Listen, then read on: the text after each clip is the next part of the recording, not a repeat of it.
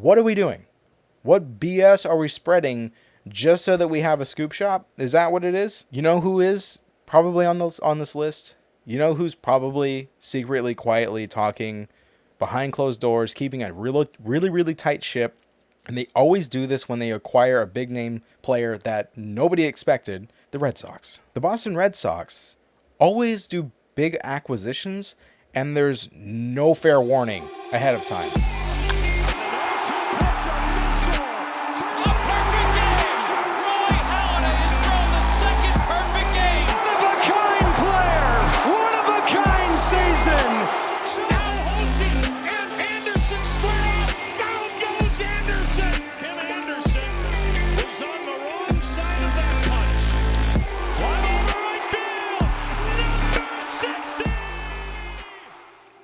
Welcome back to the Touching Base Podcast. This is your host, Chad C. It's been in a very quiet, honest last week or so. The last two videos really hitting on the only big deals and signings that have actually happened. There's been a couple things that happened today, but that's about it. It's really been kind of cold, but there is a lot of chatter going on, and the biggest things that I really wanted to really talk about the most is the fact that most of this smoke is smoke and there's not much fire, and it's diverting our attention to things that really I think are things that just don't make sense. And I guess people are validating that because there's quite a few organizations that have already made moves that don't make much sense. But that's not a way to verify or to validate why you would want to go down that route and believe it and really push for it. I know you can be hopeful, but it doesn't really make sense. For example, the Padres and Mets are and this has been going around. I know that the Padres local sports radio networks, I think it's John and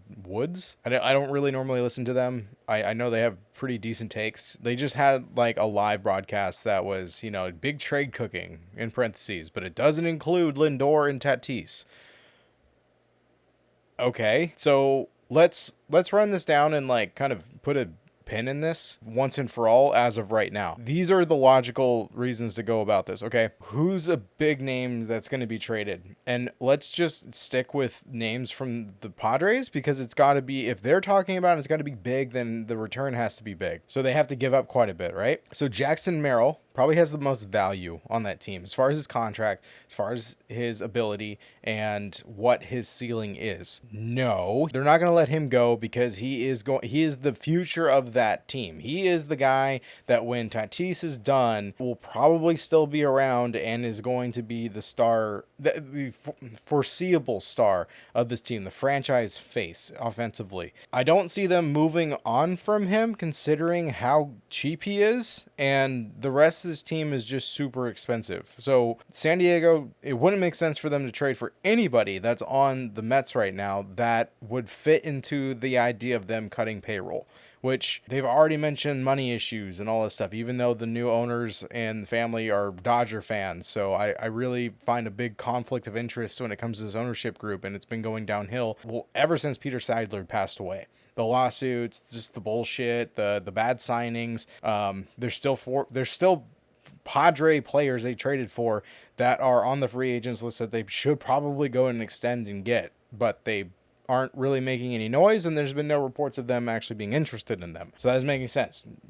Jackson Merrill, no, he's not there. That should not be a guy on the table, because nothing really makes sense for the Mets to send to San Diego, and San Diego already has a really decent farm system. They kind of rebuilt when they traded away Soto. It wasn't as great as what the Nationals got, but there was way more control, and that makes sense. Machado, yeah, that'd be great for San Diego to move off of him because his contract is so incredibly expensive, and his honestly, his production is just not what it used to be. But the Mets would probably say no, because even though they have this unlimited payroll, they are on this weird move where they're not going to sign any free agents that's longer than 2 years. That's why they passed on Pete Alonso, and they didn't even have a meeting with him. That's why they didn't extend Edwin Diaz, and Diaz said, screw this, I want to win, I'm going to go to the Dodgers. There's a lot of reasons why they're picking up contracts or saying that they're not going to pick up contracts more than 2 years, is because they're really trying to shake things up. And they mentioned that. They said they're not going to run it back like last year because it didn't work.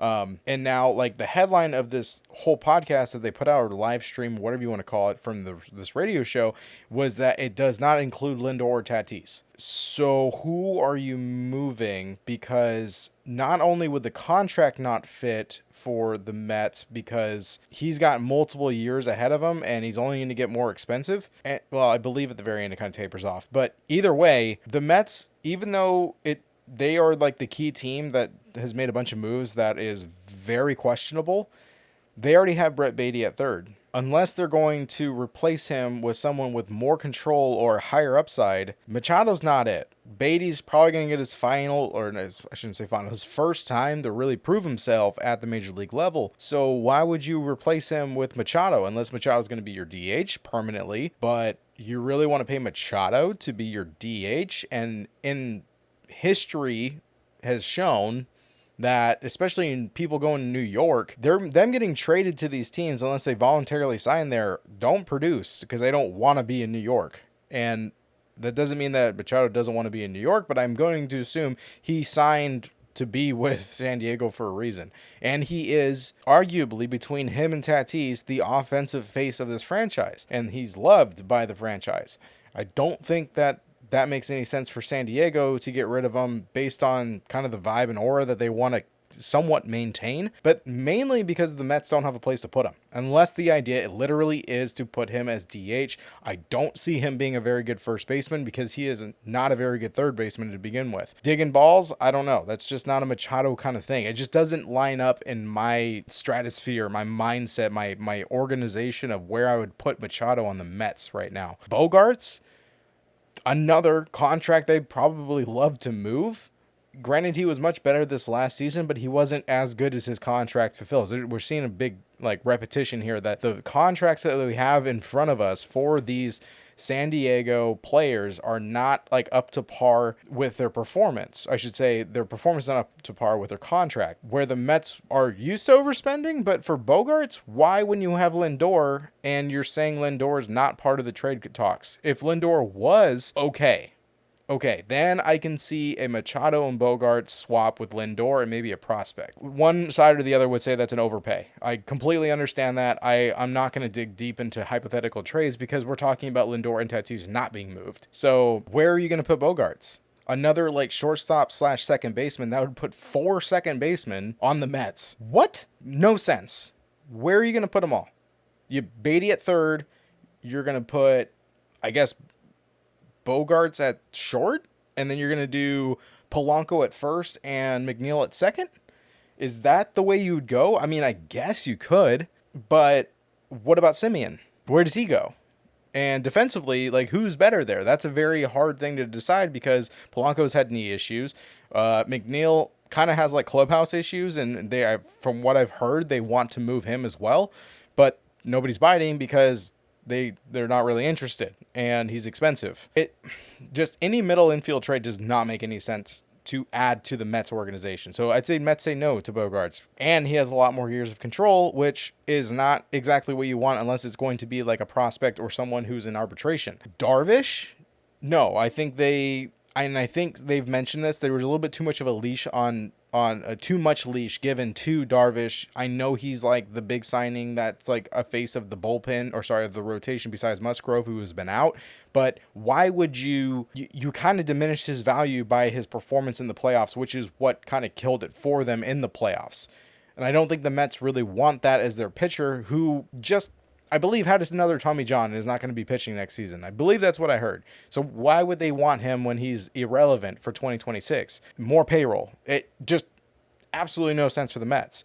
Laureano, San Diego just extended him. Why would they trade him now? Who would fill in that left field for them? The Mets don't have an outfielder that they would probably give up to the San Diego Padres. And if they did, it would be a prospect, I guess, because even the Mets need kind of another outfielder. There's been rumors about Beatty coming back. Not Beatty, Harrison Bader coming back. And I don't think Bader was really a good fit for the Mets, as his production was okay, but a higher average, very low slug, and then he seemed to pop off when he was in Minnesota and when he went over to the Phillies. I don't think it's a good fit for them to come back, and they're still looking for outfielders. So you're saying that who are you going to give to San Diego for Laureano, who would be a good fit for the Mets, but I don't see where San Diego would be like, yeah, we're okay with having a hole in left field, but I don't see who they would want. Are we talking pitching like Sproat or Tong? I don't see the Mets wanting to pay up Sproat or Tong for Laureano. That doesn't make sense to me. I feel like there needs to be more coming from San Diego, and I don't think they'd be willing to do that because they clearly value Laureano in San Diego as he's proved to be a good fit for them. So who are the big names that are left? Luis Arraez is a free agent. He's not coming back to San Diego. They need a first baseman. So who is that going to be, given the fact that Cronenworth is probably their best first baseman they have available? But again, the infield for the Mets makes no sense. You're going to give up Cronenworth to the Mets for who? Again, pitching? But why would the Mets want Cronenworth? For first base? What about Polanco? What about McNeil? Lindor and Simeon sound like they're going to be the middle infield, and Beatty's over at third. There is a huge roadblock with very high paying contracts, and you want Cronenworth for what exactly? Like, someone's going to have to DH, and then someone's just going to have to sit unless they get traded. Why would you add another bat that has nowhere to play on the field? And then you have Musgrove. Is that possible? Maybe if they want pitching, and I know the Mets want pitching, but I feel like they also could just go out and get a pitcher. There's plenty that are still available on the free agents roster, so why would you go out and get a super expensive arm that hasn't pitched in over a year because of Tommy John? And why would, I mean, he's not down and out for the count, and he's probably going to show up sometime in 2026. Why would San Diego get rid of their ace, whether or not he's still going to be ace potential? Versus if they were to re-sign Michael King and he could be their ace, why would San Diego give him up? Or maybe he has been removed from the game for so long that he's kind of forgotten, and it would be an easier move to get him off the books. But I don't see that high risk pitcher that has had a high ceiling, who I don't know if he still really holds that. I don't see it because it's just been so long. I don't see the Mets actually saying yes and giving up a bunch of pitching prospects for someone that is kind of like, it's not really a good lottery ticket. It's a, can he pitch like Tyler Glasnow did after his Tommy John, or Shohei Ohtani, or is he going to be more like, kind of like Kodai Senga, who got injured and really never really bounced back? Or Eduardo Rodriguez, Erod, or even Jordan Montgomery. Just the move, something happened, they fell, and it's just not good anymore. Where is this big trade? Because I don't see it whatsoever. And there's so much smoke around this, but I see zero flame. And if there is a trade, I don't think it's going to be a big trade. And they keep saying generational, blockbuster, all these big words, but I don't see it. And so if you think you see it, if you're a Mets fan, if you're a Padres fan like I am, like, tell me what you see. But and put it in the comments or argue with me on X. I'm perfectly fine with that. Like, tell me what you think, and we can kind of talk about it and go over back and forth. And maybe I'm wrong. Maybe I'm missing something here, but I don't see anybody really being a blockbuster trade that is going to move the needle for me, unless they're talking about sending a bunch of prospects for Juan Soto. Are they going to bring him back because Lindor and him don't get along? And Steve Cohen is a big mistake. He made a big mistake signing him because he doesn't have the money. He's selling his golden toilet. Like, I don't know what's going on here, and none of this stuff makes sense when it comes to the Mets organization and their financials. There's a lot of money being spent for a lot of holes that are non-existent. Moving on to another trade, and a lot of, well, not even a trade, like a trade potential. I think this is going to happen, but there are a lot of roadblocks that I'm seeing that are going to cause a lot of issues. The Mariners and the Cardinals have been in the hottest stove. That one actually has flame, and I think it's legit. trying to get Brendan Donovan, over to Seattle and basically be the Jorge Polanco who went to the Mets replacement into 2026. And if you know the Mariners, they need to not only run back the team that they have, but they need to make an addition to be that much better in 2026 if they want to make it to a World Series, if that's actually the goal of this organization. I would assume it is, but it's very hard for me to determine that when you also aren't really moving much. You got Naylor, and that's about it so far. And then you look over at the guys that beat you in the ALCS, the Blue Jays, and they are adding, along with Kyle Tucker being kind of the number one guy for the Blue Jays to sign, and they seem to be spending money, as they just took one of the relievers, and I believe it's Tyler Rogers, who was with the Mets before, near submarine pitcher. That would have been awesome for the Mariners bullpen. But instead, that guy ended up going to the Blue Jays. So now your biggest competition for the playoffs is grabbing the guys that you probably should have grabbed. So how aggressive are the Mariners? They might be heat-seeking missiles on to Brendan Donovan, but there's also been focus on Marte. And guess what other team has also been in the talks when it comes to Donovan and Marte? The Giants, which I put cold water on that fire immediately on X. Like, pointing out, first of all, if the Diamondbacks are going to claim that they're really not interested and they're kind of just fielding, they'll take calls on Marte, and they do every year. He's a superstar. He's really, really good for this team. And they avoid the question completely if they're actually going to consider trading him. And they say, oh, he's so good, and we really want to we are going to compete in 2026. No, you're not. You're not. You're full of shit. And you're contradicting yourself in every move that you make by putting out naturally that the Giants are interested in Ketel Marte, and everybody knew that the Mariners were, because the Mariners themselves said that they were interested in Ketel Marte. But then lo and behold, 2 days later, to go and show and leave proof for me to validate what I said, that the Diamondbacks are not going to trade to a division rival with the Giants, who is going to be their direct main competitor besides the Padres, because they all know supposedly that the Dodgers are just going to win the division anyway, so they're fighting for a wild card spot. Why would you deal your superstar that you claim to that team if you're planning to compete in 2026? You are contradicting yourself, but yet all of this smoke about the Giants are interested. They're the front runners. I mean, Katie Wu put it out. I don't know where she's getting her information, being a journalist for the Dodgers. Is it just all to mess with the game and just to get in people's minds and stir stuff up? Because, like I said, the proof came out a couple days later, and here it is. Ketel Marte has a no trade clause with 5 different teams. One of them would be the Yankees. Another one would be the Athletics. One of them is the Giants, which kills that whole deal. I believe that the other 2 are the Cardinals, and I'm not sure what the 5th team is. Not that it really matters, but he has a no trade clause when it comes to the Giants. So all of this talk about the Giants and the Mariners being front runners, he can't be traded. He can't be traded to the Giants. He has a no trade clause to those specific teams. What are we doing? What BS are we spreading just so that we have a scoop shop? Is that what it is? You know who is probably on this list? You know who's probably secretly, quietly talking behind closed doors, keeping a really, really tight ship? And they always do this when they acquire a big name player that nobody expected. The Red Sox. The Boston Red Sox always do big acquisitions, and there's no fair warning ahead of time. I think they are quietly targeting Ketel Marte because they absolutely would love him, and I think he'd be an excellent bat in Fenway. And I think that's a direct competition for the Mariners when it comes to making a deal happen. The Red Sox still, even though they keep trading away their prospect pipeline, I think they have another trade that just happened like an hour ago.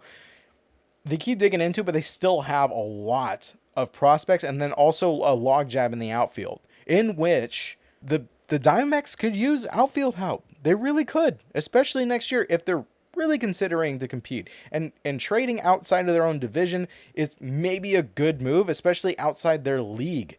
If they're trading to an American League team, they don't have to worry about them as far as competing for the playoffs until the World Series if they make it. The Red Sox. I think they're front runners. I think the Mariners are a little bit they're dancing with a little bit too many names right now. I know that Brandon Lau's in there. I know that Brendan Donovan is a huge talk, and then you also have Marte, and then they're also kind of looking as like a fallback as far as Rengifo or Willie Castro, who should not be targets as far as your starting guys. And if you did sign him, they'd probably be on the bench because they have Cole Young, who really deserves to have his opportunity at second base. And then you also have Colt Emerson, their number one prospect, who is ready to play shortstop and maybe even could slide someone over to third base, if not Ben Williamson, to play there. Like, they have options, but those are also all guys that are deep prospects that can be tradable. Not that Colt Emerson should be traded at all whatsoever. There's options. There's more options for the Mariners. Granted, the fact that the Red Sox are so quiet right now makes me think that they're in on Marte and they might actually make a move. And it seems like a good fit. Plus, the fact that he has a no-trade clause for the Yankees specifically tells me that he would probably love to go play for the Red Sox. Let's be honest. Whew, that was a lot. Okay, Donovan. Probably the main focus for the Mariners, right? And probably a good focus for the Giants because as far as I know, there's not a no-trade clause involved. And Donovan is super inexpensive for the player he is. Is he a Marte? No. No. He is not going to produce like Marte, which is why Marte should be a priority for at least the Red Sox and for the Mariners. While Donovan would be an excellent piece to have at second base if you can also add somebody for third. And I think the Red Sox are in the same boat there. But the Giants, they have money. They do have a few prospects, and I don't know exactly what the ask is going to be from the Cardinals because it sounds like it's going to be a lot. Whether or not it's going to be a starting pitching guy or if it is going to be a bunch of prospects. If it's going to be a bunch of prospects, I still think the Mariners have the edge there, especially over the Giants. And then the Giants also still have the ability to go out and get somebody else if they really wanted to and trade with other teams. It could even be a three-way trade where the Giants are kind of involved in a trade where Donovan ends up going to Seattle, but the Giants could give up somebody that the Cardinals could really use and maybe a big clubhouse help, and also the Mariners give up prospects that go to the Giants and the Cardinals. Like, I could see that as well, and that would not actually surprise me because those two being the front runners, I wouldn't be surprised if they just did a three-way deal. Why not? I don't think Brandon Lau is really serious when it comes to the Mariners. I think he's like a third option, and I think that's just a little bit too much to juggle for the Mariners organization. But I do see other teams getting interested in Brandon Lau and really just kind of bolstering their second base and trying it for a year, and it's a good little tester to see if he fits. And if he fits for whatever organization that picks him up, especially if the Yankees are dabbling in trading Jazz Chisholm, that could be a good replacement for them. There's a lot in the air right now. I mean, and another note for the Red Sox, granted, I don't think they're going to be in on Brendan Donovan at all, just because Bloom is now the front office guy, the GM for the Cardinals, and I think there's a lot of bad blood between the Red Sox and Bloom being over in St. Louis. So I don't see that really coming through fruition. But the fact that the Rangers came out after there was a ton of smoke about Seager being traded, possibly in talks to the Red Sox, and then they came out and said, no, like, Seager is not, he is off the table. We are not trading Corey Seager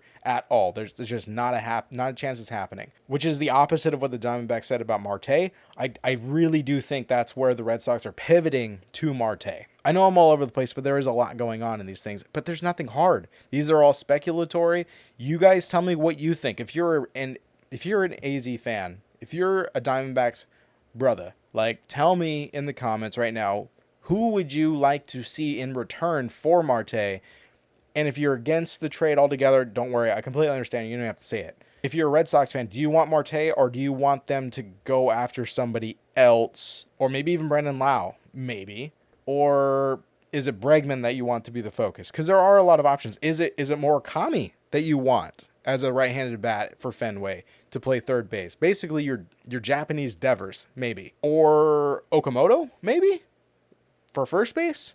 What's going on with Tristan Casas? I don't know. I haven't heard much from him, but he's kind of been on the downward spiral for the last couple of years. Yeah?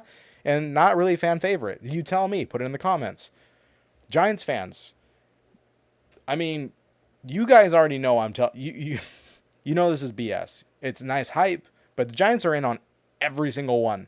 Go get Murakami, or I believe it's a Murakami or is it Okamoto that's on the Giants over in Japan. Go after him. I think it's Murakami. That kind of, that doesn't make sense, but hey, there you go. Fill your DH role. You still have Chapman at third, and you have Devers at first. They can rotate back and forth. It's DH and first base. Okay, that makes sense to me. Fine. I don't know. A lot of smoke. That's my 2 cents. I honestly think Marte is going to end up probably going to the Red Sox. I would love to see him go to the Mariners. But if he goes to the Mariners, I feel like the Mariners are going to pull that, like, we're poor bullshit, and then back out of Donovan, and then all of a sudden the Giants go get Donovan, and I think that would be a huge loss, because I think the Mariners need both. I think they need Marte and Donovan in order to actually improve this lineup to run it back next year and actually have a fighting chance. Suarez should be gone and should not be brought back. I understand the aura and the love and all that stuff for the fan. No, don't do it. Don't do it, because good feelings don't win you championships. Winning championships bring you good feelings. That's all I got to say about the Mariners. Next on the agenda. Oh, a little PSA. Mariners Mojo, or Mariner Mojo, I should say. Joe and Colton over at Mariner Mojo, and then Jake with Raise the Trident. They're having a charity live stream on Saturday the 20th from noon to 6 Pacific Standard Time. Please go join them. Check it out. I believe it's going to be on the Mariners Mojo channel on YouTube. I believe they did it. They did it last year there. I was fortunate enough to be invited to that and be on that live stream and chat and kind of talk ball with them. So if you guys follow this channel, just go watch that. I think it would be a good thing to win prizes and then also donate to a good cause. Shout out to them. And I don't know if I'll be there. We haven't really been in talks. This is just kind of me supporting them and promoting them, because they deserve it and they're doing a really good thing. Adolis Garcia, a guy that I thought would be a great fit for the Mariners. I know the Mariners have been like way too much of a talk on this episode, but I literally thought he'd be great because he's really good friends with Randy Rosarena and Julio Rodriguez. So put the trifecta together and you're good to go. Granted, I understand he had a rough year last year. So did everybody else in the Rangers organization. Let's be honest, injured or had a really down season. Well, he signed with the Phillies, so he will be probably most likely taking place of Nick Castellanos, as he had a horrific year last year, and even Adolis Garcia had better numbers than he did last year.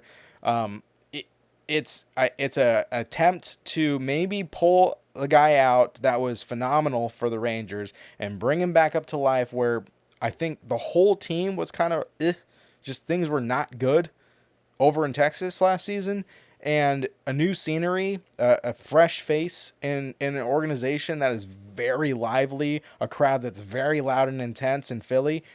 A 1-year, $10 million deal. The money's there. They see his ceiling. That shows that that they believe in him, and I think he's going to work his ass off. And I think in a Phillies uniform, you're going to see that power kind of come back, and that will kind of bolster this outfield. Also, defensively, he's declined a little bit, but he's definitely going to be way better than Castellanos.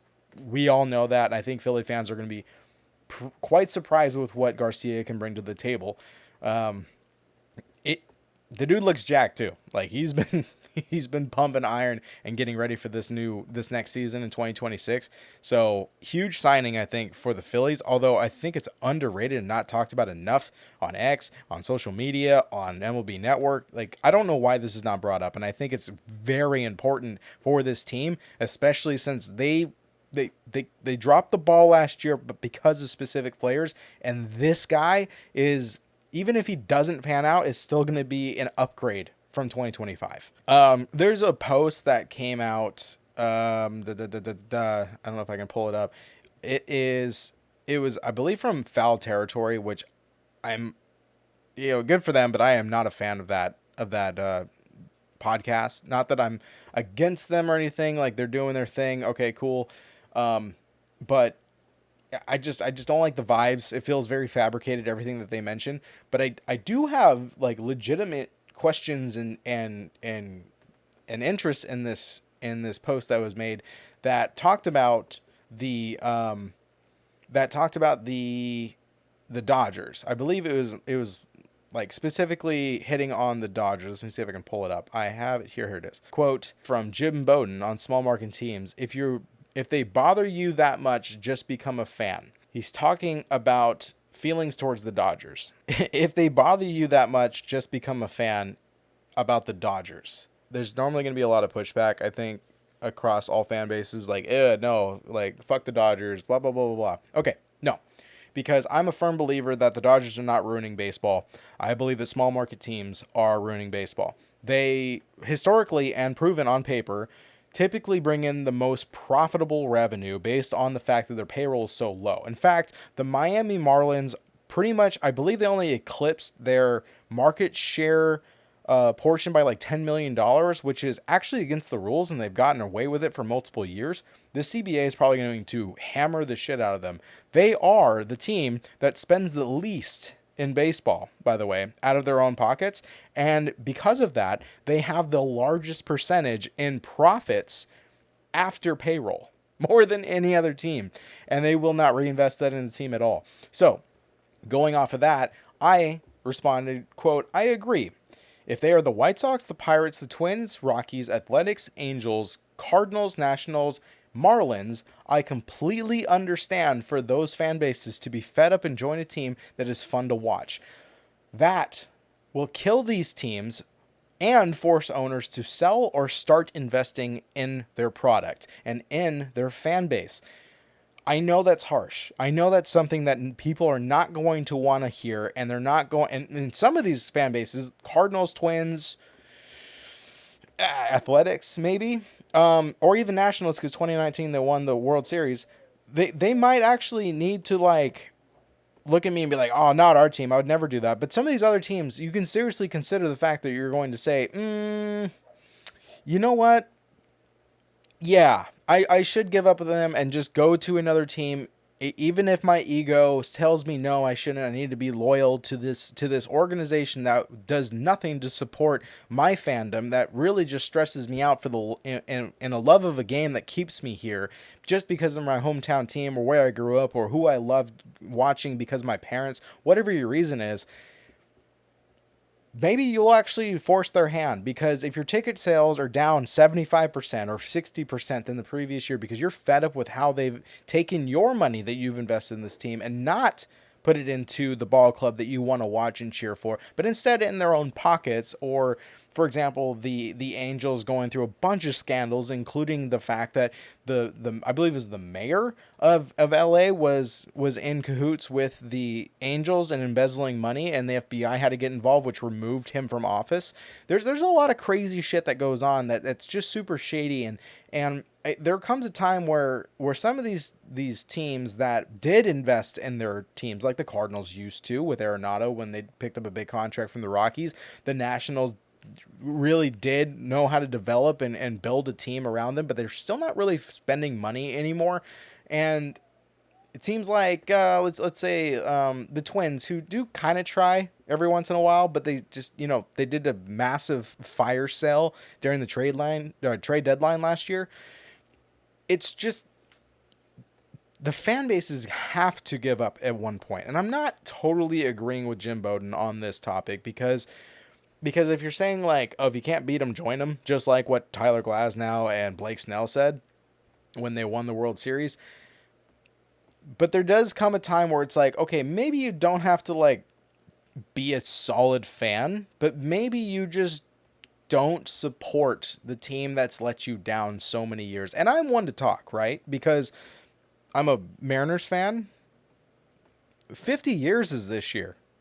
We've never even made it to a World Series. Why don't I give up? I was on the verge of giving up, and I did back in 2020. I mean, that's why I became a Padres fan, and I still have some love for the Diamondbacks as well, because I lived in Arizona. It's not a matter of, is it worth jumping over to another team just so you can have some excitement and feel like a winner? No, it's a matter of more like boycotting your teams, to where the owners have to sell to someone who actually loves the team that's not super profitable, or they need to start investing because they need to buy their fans back and make the team fun to watch. But some teams are really good, like the Mariners, and spending practically nothing to max their profits and hire the right people like Jerry DiPoto to put together teams that somehow get to the ALCS. And it brings us all back. And on top of that, they bring in players that they kind of surprise us. Like Cal Raleigh saying, let's go win the whole fucking thing. I agree with the statement that Bowden is saying in the terms that a little bit less snarky and egotistical and kind of annoying to hear. Maybe that is a good thing. Maybe it's a good thing to just watch baseball and enjoy it, but not invest and give money to the teams that are just taking your money for profit and not doing anything to really return the favor of being a fan. Last but not least, I wanted to hit on the Dominican Republic. They have announced their team for the World Baseball Classic, and besides their pitching, which their headliner was Sandy Alcantara, or Sandy Alcantara, if that's how you want to say it. Juan Soto, Julio Rodriguez, Fernando Tatis for their outfield. Okay. Infield, Jose Ramirez, Geraldo Perdomo, Ketel Marte, Vladimir Guerrero Jr. as their infield. Your backup third base right now is Manny Machado, and their DH is Junior Caminero, while Yanier Diaz is your catcher. This is insane. This is a World Series roster. This is the roster that the Dodgers wish they had.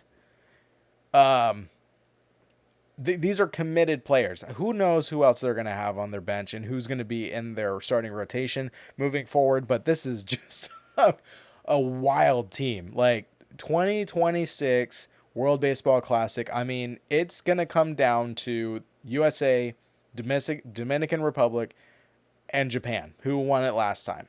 So I wouldn't be surprised if it's Japan and Dominican Republic take this home, because this is a monster team that this is what I'm going to be interested in watching. There's a couple names I still wish were on this team that would be really good to add in there. They're not committed. I wouldn't be surprised, though, if they went to go play. So that is all I have for you guys. Thank you, you beautiful people, for listening to this podcast. Please subscribe, like the video if you're watching on YouTube, like and share the podcast if you're on Spotify, and leave a comment down below and make sure that you follow. I will catch all of you beautiful baseball people later.